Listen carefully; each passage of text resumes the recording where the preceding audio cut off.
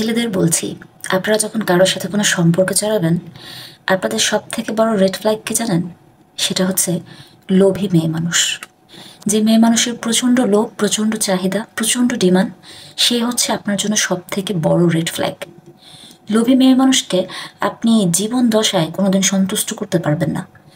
তার বিপাকে পড়ে আপনার ক্যারিয়ার যাবে, পরিবার যাবে, সহায় সম্বলহীন হয়ে পড়বেন একটা সময়। জীবনে হতাশা ছাড়া তখন আর কিছুই পাবেন না। এখন লোভী বলতে কি বোঝায়? একটা মেয়ে যদি আপনাকে প্রেশার দিয়ে একটা বাড়ি কিনায়, একটা গাড়ি কিনায়, আপনাকে কোনো একটা কোর্সে ভর্তি হতে বলে চাকরির জন্য, সেটা আপনার জন্য প্রচণ্ড রকমের গ্রিন লাইট। সেই মেয়ে বৈষয়িক, সেই মেয়ে চায় আপনার সাথে সংসার করতে, সেই মেয়ে আপনার থাকতে চায়, আপনার ভবিষ্যৎ যেন ভালো হয়, সেই জন্য প্রেশার দিয়ে আপনাকে কিছু একটা করানোর জন্য সে চেষ্টা করে। এটা কিন্তু লোভ না, কারণ প্রত্যেকটা ছেলের আসলে এস্টাবলিশমেন্টটা খুব গুরুত্বপূর্ণ, তার পরিবার চালানোর জন্য, স্ত্রীকে চালানোর জন্য, ভবিষ্যতের জন্য। এবং যে কোনো মেয়ের বাবা মাই অবশ্যই বিয়ের সময় একটা ছেলের এস্টাবলিশমেন্ট দেখে তারপর বিয়ে দেন। এটা যদি আপনি নিজের বোনের বিয়ের ক্ষেত্রেও যান, সেম জিনিসটাও কিন্তু আপনিও দেখবেন।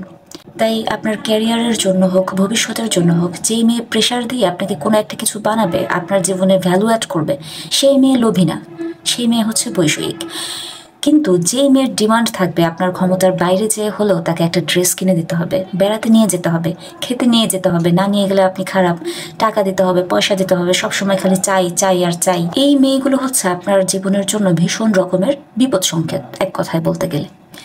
আমার কথা অনেক আপুরা কষ্ট পাবেন না, বয়ফ্রেন্ডের কাছ থেকে, জামাইয়ের কাছ থেকে গিফট পেতে সবারই ভালো লাগে, কিন্তু সেই ভালো লাগার তো একটা সীমা থাকতে হবে।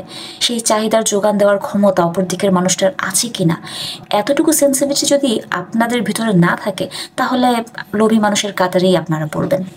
আমার মতে কোনো মেয়ের যদি এত বেশি ডিমান্ড থাকে, এত বেশি চাওয়া পাওয়া থাকে, তাহলে তার উচিত নিজে স্বাবলম্বী হওয়া, নিজের পায়ে দাঁড়ানো এবং নিজে উপার্জিত অর্থ দিয়ে তার অতিরিক্ত চাহিদাগুলো পূরণ করা, এবং লাইফে এমন কারোর সাথে না জড়ানো যে তার এই অতিরিক্ত চাহিদা ফুলফিল করতে পারবে না। এবং যখন করতে পারবে না, তখন কটু কথা বলা, ঝগড়াঝাটি করা, রিলেশন রাখবো না, হুমকি দেওয়া, এগুলো হচ্ছে ভীষণ নিম্নমান মানসিকতার পরিচয়। এই মেয়েদের পাল্লায় পড়ে যদি আপনার এই সম্পর্কটা বিবাহ পর্যন্ত যায়ও, দেখবেন সেখানেও অশান্তির শেষ নেই। ধরেন আপনার সামর্থ্য আছে 15,000 টাকা দিয়ে পার্লার থেকে বউ সাজানোর, সে চাইবে 50,000 টাকা দিয়ে সাজতে। ফটোগ্রাফার যদি একটা দেন, তাহলে তার লাগবে 10টা। শাড়ি কিনে দিবেন 10,000 টাকার, কিন্তু সে চাইবে 1,00,000 টাকার। অতিরিক্ত উচ্চবিলাসী যেসব মেয়েরা এবং তাদের নিজেদের কোনো যোগ্যতা নাই, নিজের পায়ে দাঁড়ায় না, তারা নিজে স্বাবলম্বী হওয়ার চেষ্টা করে না, সবসময় অন্যের উপর ডিপেন্ড করে, নিজেদের এই উচ্চবিলাসী চাহিদাগুলো পূরণ করার চেষ্টা করে, এইসব মেয়েরা হচ্ছে ভীষণ রকমের ডেঞ্জারাস। এদের দৃষ্টি থাকে চাকচিক্যপূর্ণ জীবন। আজকে আপনি সেটা ফুলফিল করতে পারলে আপনি ভালো, কালকে ফুলফিল করতে না পারলে আপনার মতো খারাপ দুনিয়াতে আর কেউ নেই। তখন দেখা গেছে আপনাকে বাদ দিবে এবং আরেকজনের সাথে সম্পর্কে লিপ্ত হবে।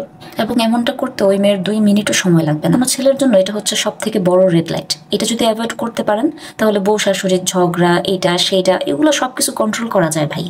কিন্তু এই লোভ কখনো কন্ট্রোল করতে পারবেন না। এই ধরনের মেয়ে দেখলে 100 হাত দূরে থাকবেন, কারণ এরা হচ্ছে পুরুষদের জন্য, সমাজের জন্য এক ধরনের বিপদ সংকেত।